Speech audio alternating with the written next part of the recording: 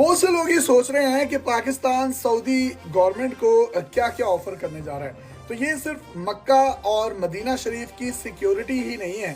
اس میں جتنی بھی KSA کی ایئر فورسز ہیں ان تمام کی ٹریننگز، ان کے ایئر ڈیفنس سسٹم، ان کے پائلٹس کی ٹریننگ اور ان کو جدید اسلحہ کس طریقے سے چلانا ہے اس کی ایک سخت ٹریننگ دی جائے گی، جو کہ ہمارے SSG کمانڈوز اور افواج پاکستان کی جو ایک سخت جسمانی ٹریننگ ہوتی ہے وہ بھی اس کے اندر انکلوڈڈ ہے. اسی کے ساتھ ساتھ انٹیگریشن بہت امپورٹنٹ ہے.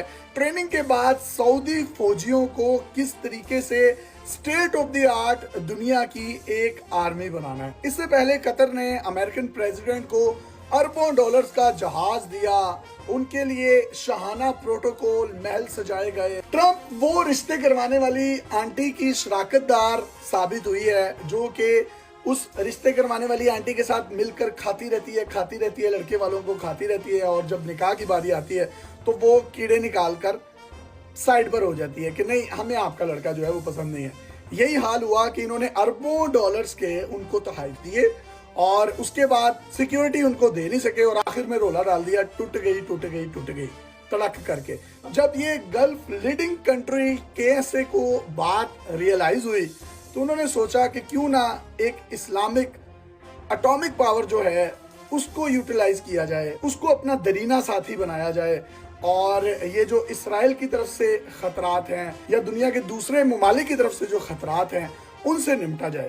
وہ پاکستان کو فائنینشلی ہیلپ آؤٹ کریں گے، ہمیں بہت ضرورت ہے، اور ان کو دفاع کی بہت ضرورت ہے. تو یہ ایک میوچلزم ہے جس میں دونوں کا فائدہ ہے، اور الٹیمیٹلی یہ ایک گیم چینجر ثابت ہوگا پاکستان کے لیے بھی، KSA کے لیے بھی، اور الٹیمیٹلی 2 سے 3 کنٹریز مزید ہیں جو کہ پاکستان سے اپنی سیکیورٹی کو یقینی بنوانا چاہتے ہیں. حامد میر صاحب نے کہا کہ 2 ممالک اور ہیں جو پاکستان کے ساتھ یہ ایک اسٹریٹجک ڈیل کر سکتے ہیں ڈیفنس کی.